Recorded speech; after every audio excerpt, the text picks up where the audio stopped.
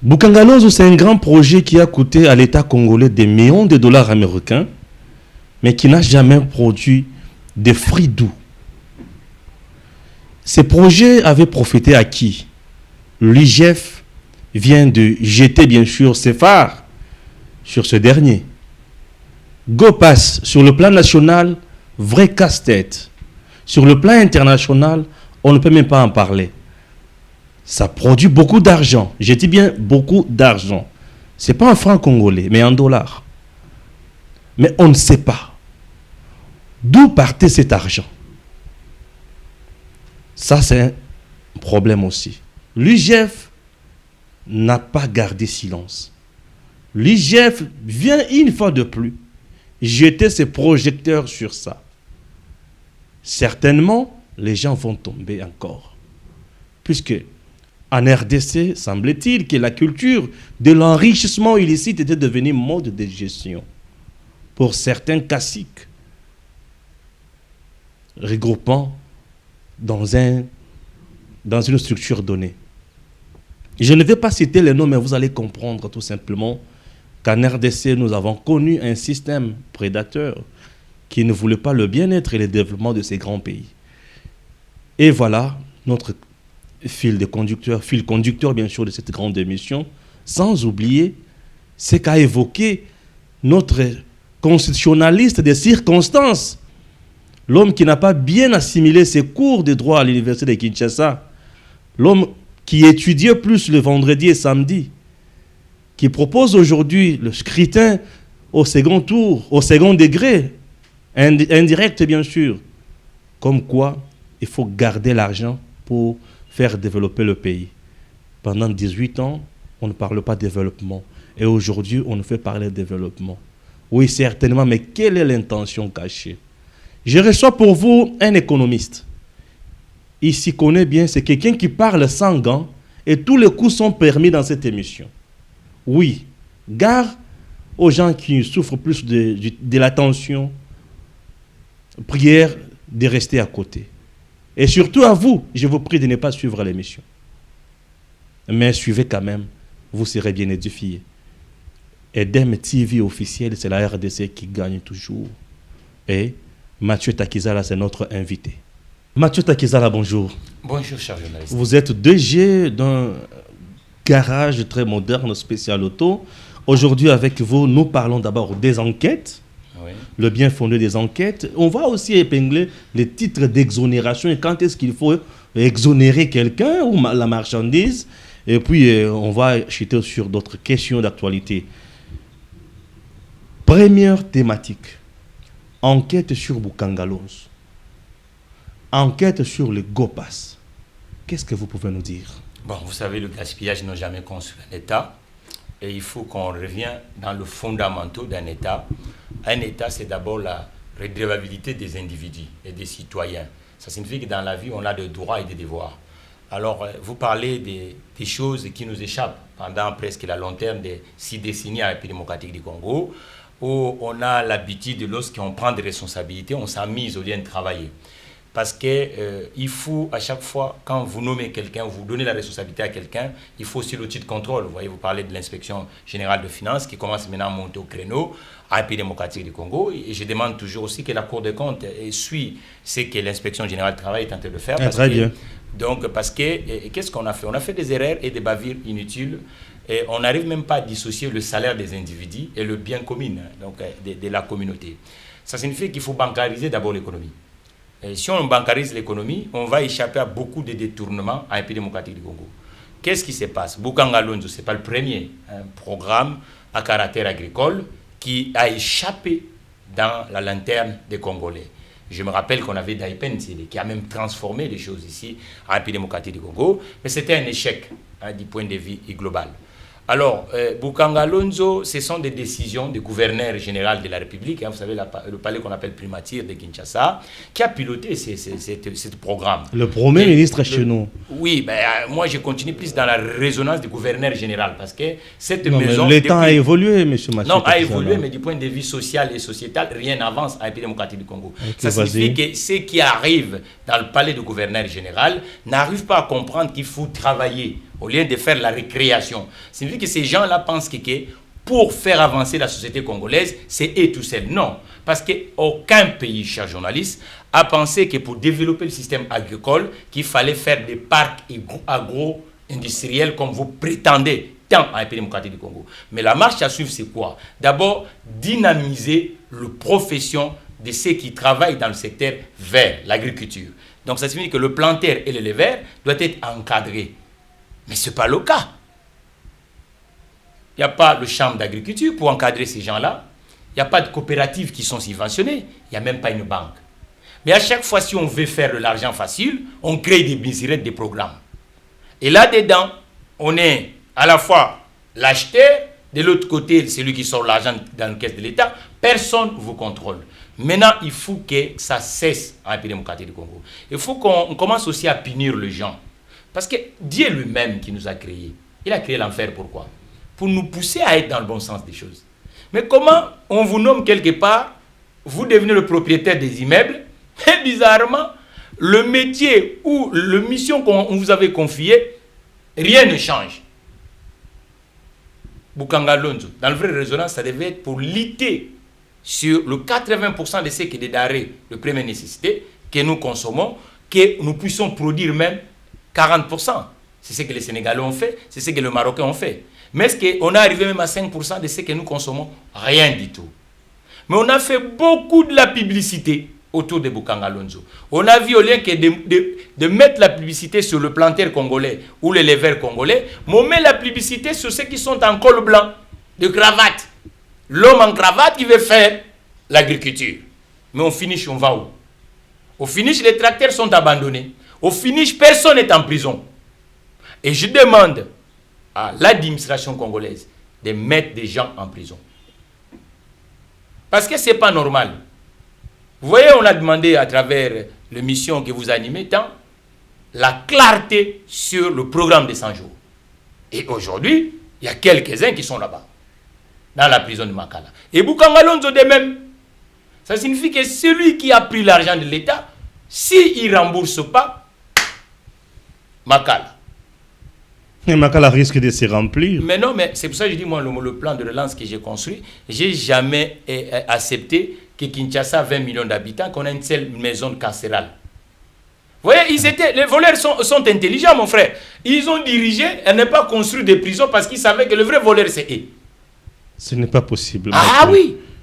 Ah oui, mon frère. Il fallait construire. Ils pensaient, parce que la société de la facilité qu'on a créée ici, pourquoi on ne crée pas tant de prisons? 20 millions d'habitants, une seule prison. Vous trouvez ça normal? Non, on a Makala et on a aussi Ndolo.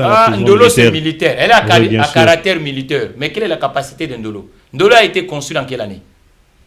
Est-ce que quand ils ont construit Ndolo ou Makala, il y avait combien de gens dans la ville de Kinshasa? Il y avait l'exode. L'exode n'existait pas. Ah, papa, un voleur, sa place, c'est la prison. Et le voleur, ce n'est pas uniquement le petit qui est au marché. En général, nous, le col blanc, on est encore plus habile, plus souple, vitesse comme un fusil. C'est ce qui se passe en République démocratique du Congo. Les gens n'ont même pas pitié de leurs compatriotes. Les gens, c'est l'unique pays au monde où on voit les officiels teinter leurs véhicules. Mais tu es officiel de pas des chiens, tu es officiel des gens. Il faut voir la réalité des gens. Pourquoi vous allez teinter des véhicules? C'est pour raison de sécurité. Quelle sécurité? La première sécurité, mettre les gens en mouvement. Si vous mettez la population en mouvement, il y aura de plus en plus moins de gens qui sont dans la déprime sociale. C'est la déprime sociale qui développe le banditisme. Alors, comment vous allez teinter le cortège gigantesque, inutile? Matata lui-même, qui était le premier ministre à l'époque, vous dit, lui-même est allé saisir même l'UGF en dénonçant une mauvaise campagne sur lui. Mais pourquoi ça s'est fait en ces moments? Pourquoi avant il n'a pas fait? Pourquoi maintenant?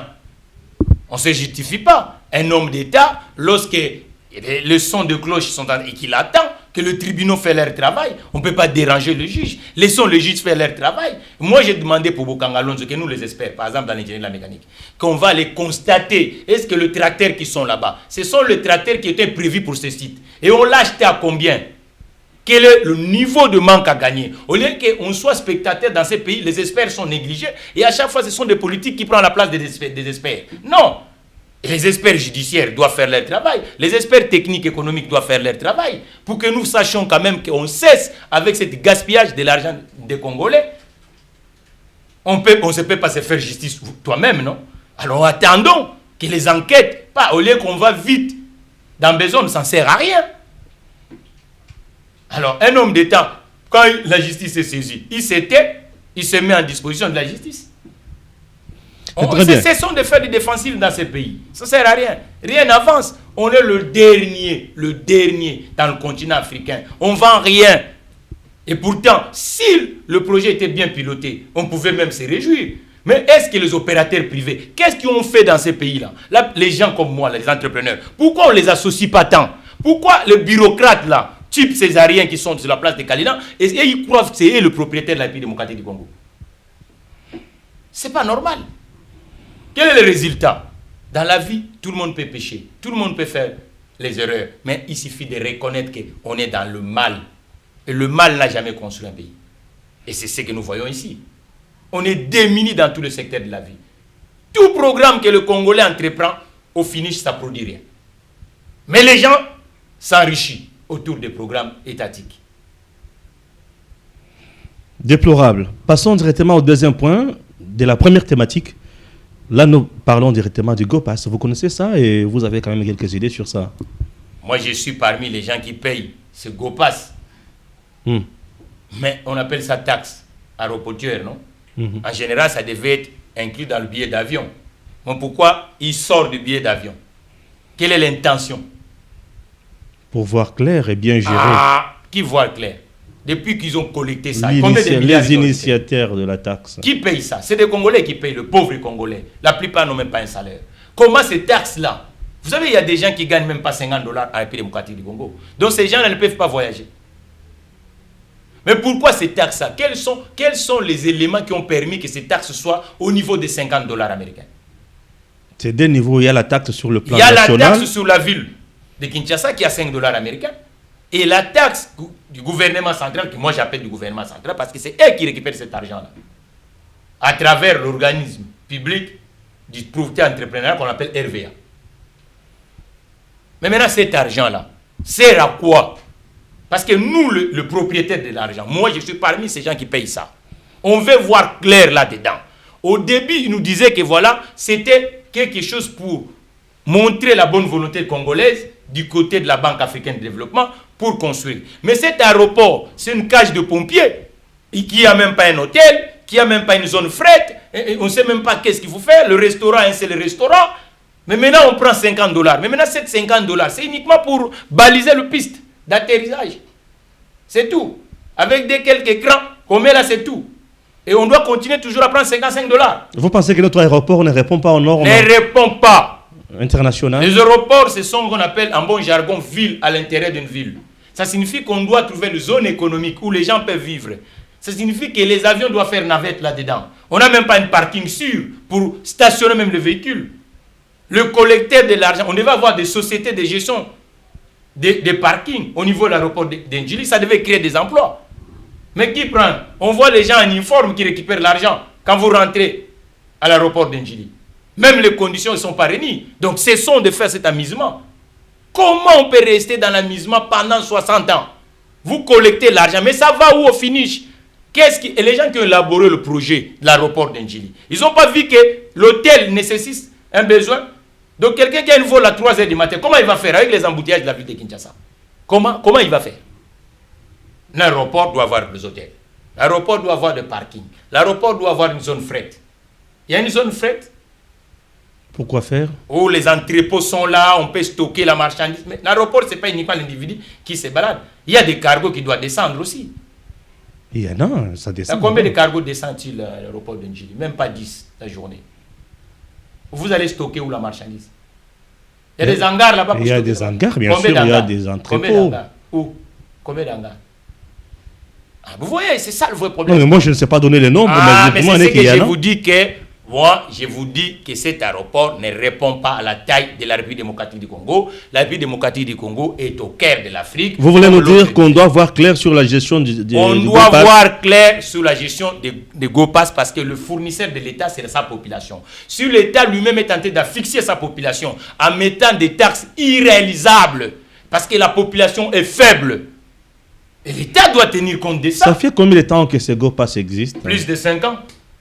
Pour aller correctement, plus de 5 ans. Et après 5 ans, vous ne voyez pas de résultats positifs? Mais quels sont les résultats? Quelles sont les améliorations que ça amène? Cet argent censé mettre des améliorations sur l'aéroport d'Ndjili. L'autre fois, on disait, bon, la sécurité aéroportière. Ça fait que le tour de contrôle, tout ça, ainsi de suite. Mais la sécurité ne peut pas se limiter uniquement au niveau du tour de contrôle. Je vous dis que mon compatriote, celui qui voyage, peut faire 1 mois, mais il doit trouver un endroit où il peut stationner son véhicule. En retour, il récupérera, en payant aussi l'argent. Ça doit créer aussi des emplois, l'aéroport d'Ndjili. Est-ce qu'on a multiplié le nombre d'emplois sur le site d'aéroport d'Ndjili? C'est ça le vrai problème. En raisonnant uniquement étatique en économie, ça ne tient pas debout. Il faut associer la partie privée, l'État. Nous qui sommes dans la partie privée, nous sommes aussi des Congolais et on est aussi compétents. Chers compatriotes, vous les politiques, ne croyez pas que vous êtes le plus compétent que ceux qui sont de votre bord. C'est du n'importe quoi. Ce sont des erreurs monumentales. À quoi sert on a chassé le belgiste dans ces pays-là? À quoi sert? Parce qu'on n'évolue même pas. On l'a chassé pour l'imiter, pour qu'on achète des véhicules, pour qu'on habite sur ma campagne. Vous êtes économiste, Mathieu Takizala. Je le rappelle à tous les internautes qui nous suivent de partout dans le monde. Alors, passons directement aussi à un autre point, c'est le point 3, dans la première thématique. Plus de 50 des sous-comptes découverts au niveau de la Banque centrale. Ça pose problème avec une affaire de 650 millions de dollars américains dans ces comptes. On ne connaît pas les auteurs, on ne sait pas qui verse l'argent là-bas. Cet argent va où? Et ça, c'est un sérieux problème. Mais la Banque centrale n'est pas faite pour les individus, chers compatriotes. Est-ce qu'un individu peut avoir un compte dans une banque centrale? Je n'ai pas dit qu'on a découvert 52 sous-comptes au nom de tel, non. Mais jusqu'à présent, on ne connaît pas que ces sous-comptes vont... Il y a combien de banques en République démocratique du Congo? La RDC, je ne pense pas qu'il peut avoir de banques commerciales. Je ne pense pas. Non, même les banques étrangères. Plus les banques étrangères qui sont en RDC. Il n'y en a pas 50. Ok. Vous comprenez? Il n'y en a pas 50. Ouais. Donc, les gens qui peuvent avoir un compte à la Banque centrale, ce sont d'abord des banques. Parce que l'autorité de banque, c'est la Banque centrale. Oui. Et le compte qui peut se retrouver à la Banque centrale, c'est des comptes étatiques, du trésor. Oui. Vous comprenez? Mais maintenant, les 50 comptes, là, le titulaire n'a pas de nom. Comment il n'y a pas de nom? On devait savoir les 52 comptes. Est-ce que c'est le compte des trésors? Oh, c'est le compte des banques? C'est eux qui ont le droit d'avoir des comptes là-bas. Donc, il y a un flou là-dedans. Donc, ça signifie que nous devons être quand même des gens qui comprennent qu'on n'avance pas. On est habitué dans l'Afrique du Sahara de faire de l'argent facile. L'autre fois, on a incriminé le colon, mais moi j'ai l'habitude que nous sommes plus encore pires que le colon. Qui nous torturait, oui, qui nous amputait des bras, mais oui, mais parce et que vous dites que nous sommes plus pires que lui. Torture de l'autre fois était différent. Mais cette torture d'aujourd'hui là, de priver une grande partie de la population congolaise de ne pas avoir le sens à la vie le lendemain, c'est encore pire, mon frère. Ouais. C'est pire. Très bien. Vous imaginez qu'il y a les gens jusqu'à 50 ans n'ont jamais fait un stage, n'ont jamais travaillé. À 50 ans d'âge. Jusqu'à 50 ans d'âge. Ouais.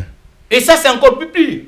C'est ce qui se fait en Afrique du Sahara, l'Afrique subsaharienne, l'Afrique noire. Tout est noir. Au moment où Kabila a 45 ans, mais lui a fait 18 ans de pouvoir. Tout est noir, mais ça, ce sont des exceptions, mon frère. Une société, ça ne se construit pas dans la règle d'exception. C'est la règle, la généralité des choses. Mais dans la globalité, la majorité des Congolais sont dans la rue. Est-ce qu'on donne tant d'importance à la population congolaise?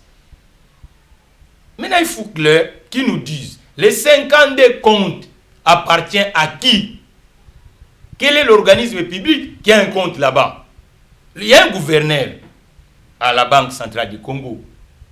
Il doit nous dire la vérité. Qu'est-ce qui se passe là-bas?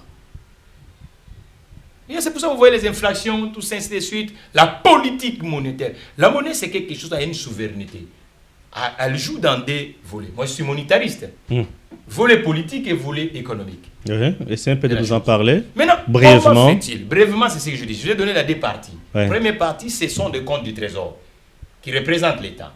Deuxième, économique, c'est le compte des banques. Le banque nous représente, nous les entrepreneurs sur le territoire, y compris aussi le particulier. Parce que la gestion des actifs ou la gestion de fortune des gens ou des sociétés est gérée par des gestionnaires de fortune. Les gestionnaires de fortune, c'est nous, les économistes de formation type financière. Mais maintenant, comment fait-il? On est habitué avec des comptes écrans. Vous allez voir que l'argent des Congolais est domicilié dans des endroits où on ne connaît même pas les tenants des aboutissants. Des comptes offshore, sans titulaire, mais les gens pompent l'argent dedans. Ils récupèrent des sous. Ça, c'est pas normal. Dans tous les pays normaux, ça signifie que lorsque un dirigeant arrive, on doit savoir, il possède combien de vaches. Et quand il va quitter, on va aller vérifier. Bon,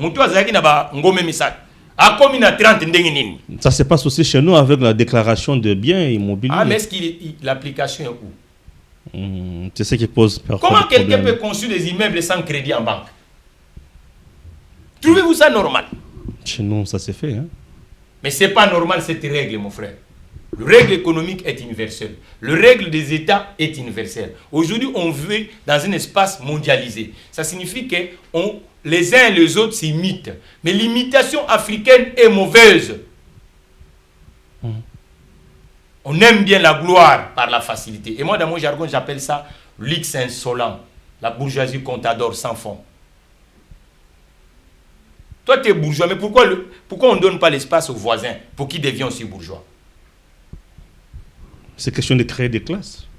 Mais est-ce que les classes sont ici? Oui, on a des classes de bourgeois, de plus riches. Ils sont combien? Même pas 2%. S'il vous plaît, de plus riches, les gens qui ont déprimé bien sûr la caisse de l'État, qui ont pillé tout, qui ont tout cassé, qui ont tout pris, qui ont des comptes à l'étranger, et nous, Cher la Stéphane, population. Est-ce que un bourgeois... C'est ça la classe en RDC. Est-ce qu'un bourgeois peut déprimer la caisse? C'est un pirate? Mais les bourgeois en RDC sont des politiciens. Non, c'est un... Non, mais... Est-ce que quand vous allez dans un État, déjà vous trouvez que la fortune est associée avec être responsable d'un espace étatique? C'est faux ça. Il y a un dirigeant africain qui avait dit, quand un politique vous dit qu'il a gagné de l'argent parce qu'il est politique, c'est qu'il a récupéré l'argent du trésor. Il a volé.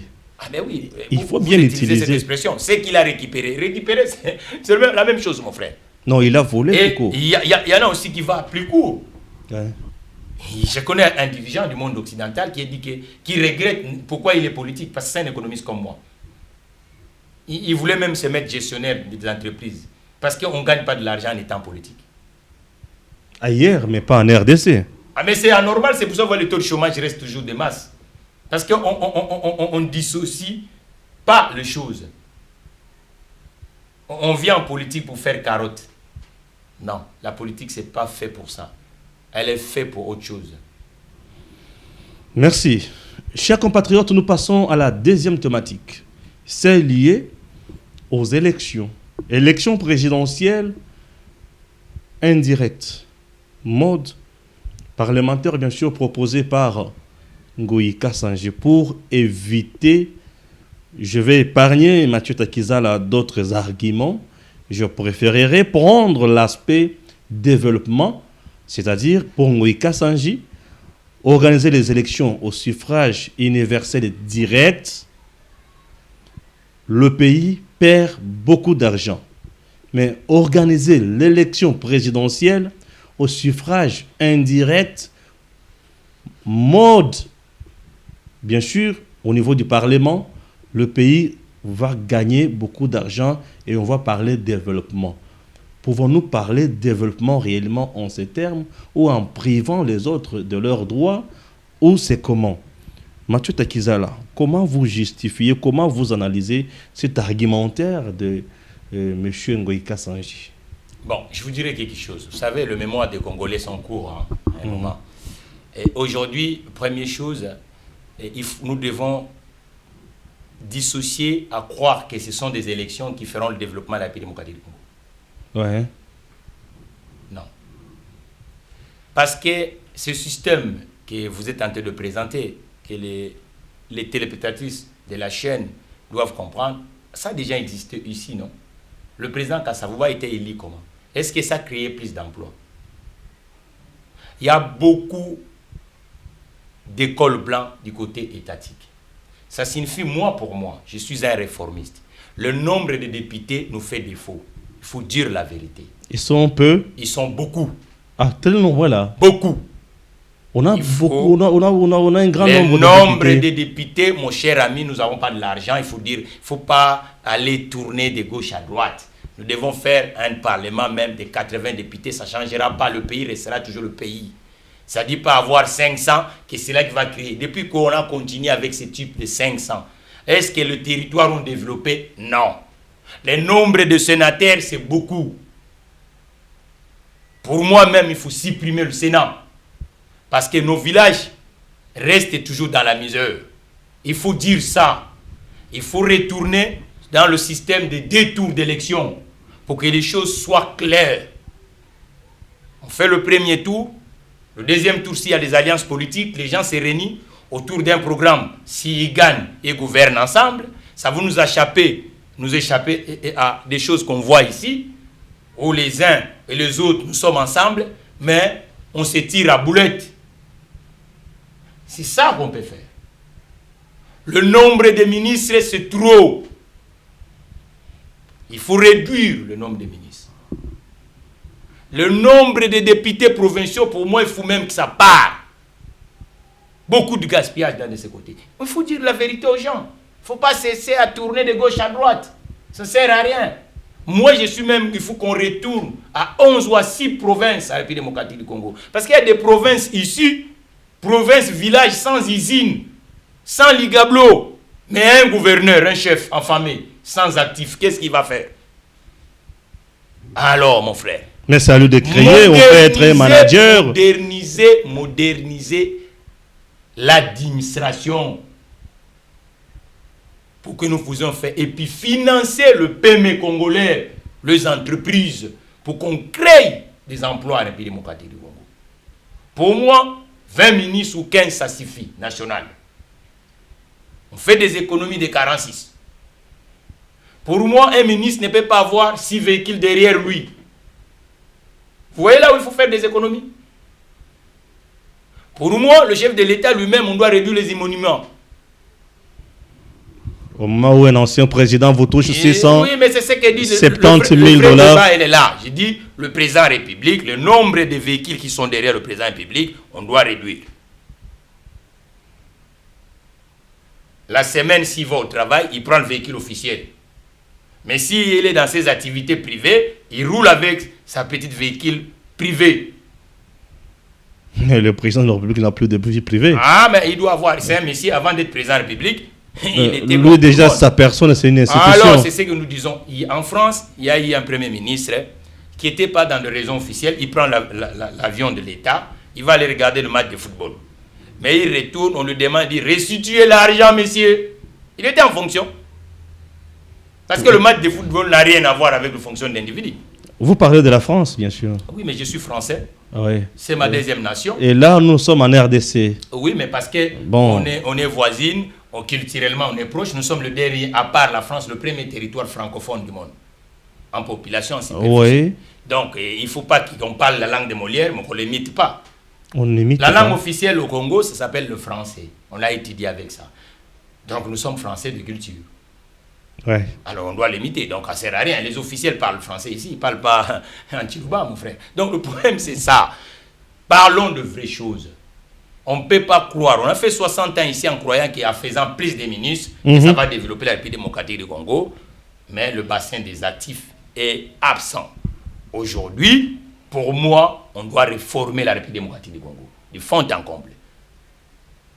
Nombre, il y a pas camion dans ce ministre, il faut mi-balé. Comme 6 banines tout ça faut longwa pour na carburant na banine tout ça les a dépenses Bambouteillage na ki sasa basomba te hélicoptère moko soki ministre azolongwa peut-être côté oyo amatine hélicoptère kitisi pour tout ça la moins économie budgétaire. Ba dépense wana eleki nombre pe ba conseiller to réduire. Donc on a to dégager moi marge manœuvre budgétaire pour te biso ba entrepreneur to somanda mambongo. Très bien. Nous sommes arrivés à la fin de notre émission avec Mathieu Takizala. Je rappelle qu'il est le directeur général du garage spécial auto, un garage moderne en RDC, et puis un économiste de formation et surtout un spécialiste en matière monétaire. Il nous a parlé à cœur ouvert et sans gants comme je l'avais annoncé au début. Chers compatriotes, acceptez que je vous dise au revoir et à très bientôt.